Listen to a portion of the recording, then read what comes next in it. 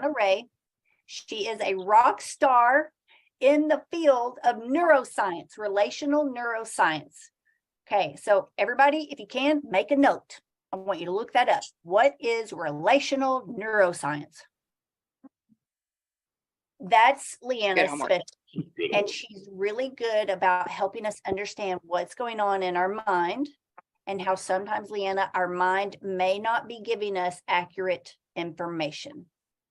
And when you explain what's going on, because sometimes we feel really down about ourselves and we think that that something's wrong with us, but it's probably not something wrong. It's just something missing, just information we don't have. So can you speak into that just real briefly? Yeah, well, that's beautiful. And briefly, you know, when we're looking at something and 80% of information that we process does not come actually from our thoughts. The inception, the beginnings of that actually happens in our nervous system and our body. And so often, if we are stuck on something and we think something's wrong, I think what our nervous system is trying to do is it's trying to open up a conversation with us. It's trying to, I'm sorry about the wind. And so with that, I always say, we want to explore those feelings and those emotions because they're a vast world of information. It's just that we need to learn how to access those emotions in a healthy way, and then be open to what the bigger picture and the bigger story is trying to say.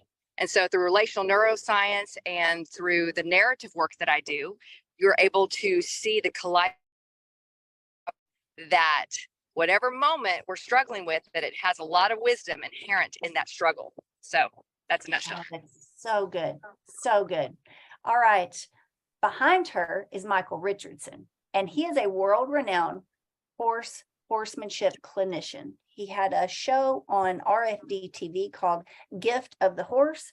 I am learning so much from both of my friends, Leanna and Michael, this past year that we got connected, and it's fascinating, guys. So, Michael, let's start with horsemanship. I see that Dover is kind of pushy. And so let's give these girls today he is excited to see Leanna, and then he saw you, and he's checking everything out. Here we go. So there we go. Yeah, you know, it's interesting.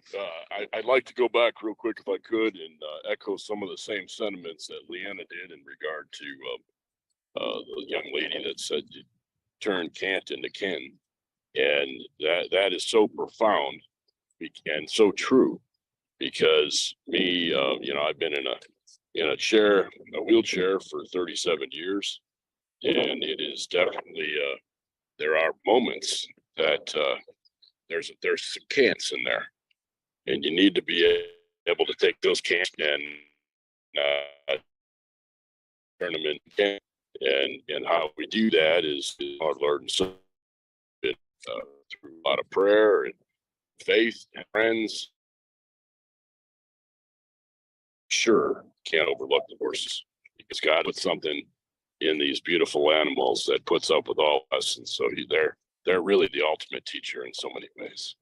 So I encourage all of you to reach for the stars and keep dreaming and make a difference every day. So, Michael, help us. Gotcha. Sometimes when we're new to horses and they're kind of pushing us around, it's hard to know, when do we step up and say no? Like, how do you get that courage to speak up for yourself with a horse? Because I think that can help us communicate with people too. Oh, there's you know, I think you know, horses are very curious creatures. And if you give them just a little room, wiggle room, if you will, they'll take advantage of it. And then, fortunately, that they start to go to that spot, and then they start pushing on you. And it really is just disrespect. And they need to understand that it's not something that we will allow. And I think if you do allow that unfortunately will transfer, where you give everybody the benefit of the doubt, and you say, well, they're all good people, even though they've this to me or done that to me or pushing on me. And I think it's very important that we understand what we want to accomplish in a relation, and then how do we develop it based on respect. And Mhm. so I think, like with Dover, if he can take a step, he'll take 2 steps. And so it's important that you just kind of set him back up and get him to stand back. And he does a great job. And he's a phenomenal horse with a phenomenal history Mhm. with, what Kendra's been able to do with him. And it's just a beautiful story. But yet, that is something that we all encounter on a daily basis with these animals. Mhm. And we need to look at it and say, need to respect each other, and we need to develop it in such a way that we can continue to work together, accomplishing our goals. That's right. And girls, I want you to comment, drop it in the chat right now if this is something that you struggle with.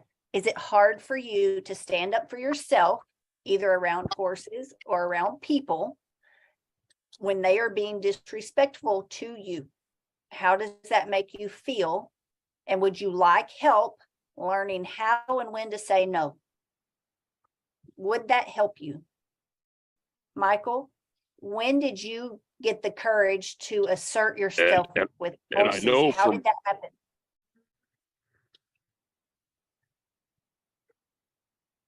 What helped you get confident with horses, knowing that I think we're afraid they're not going to like us? Well,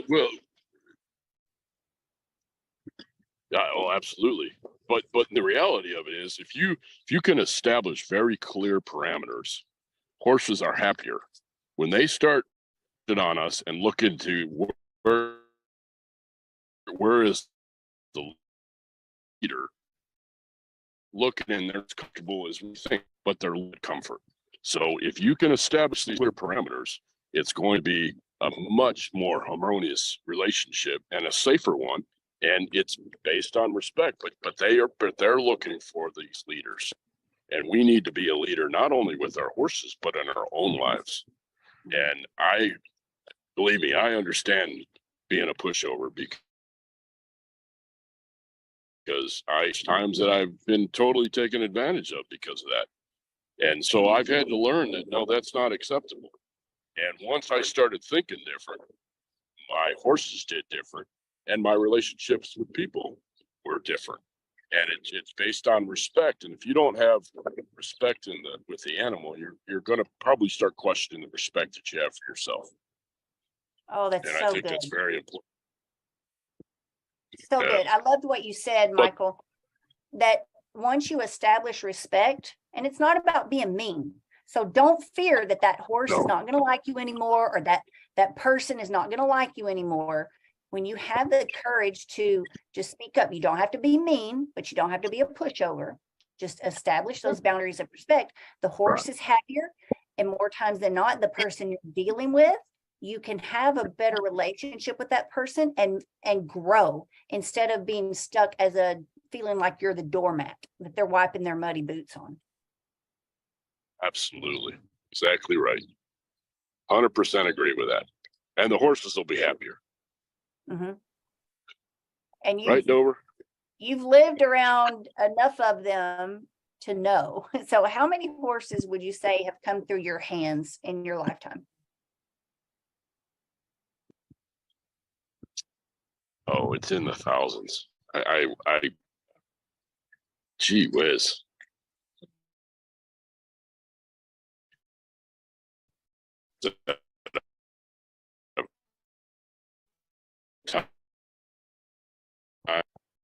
We were talking about behavioral science and really figuring out how you can work with these horses, particularly on the round pen at Liberty. And he challenged me. He said, work 250 horses and ask yourself after that if this is something that is possible and obtainable. Well, I worked 250 horses and I called them up, and it was just like I talked to him, but from the first horse to the 250th horse. And he said, so what do you think? I said, I think I can do it. So if you just look at that, there's probably been hundreds and hundreds of those 250 horses that we've worked in our life, and learned from every single one of them how to be a better communicator, better in the respect of what can they teach me about not only our relationship with each other, but and for sure our relationship with God.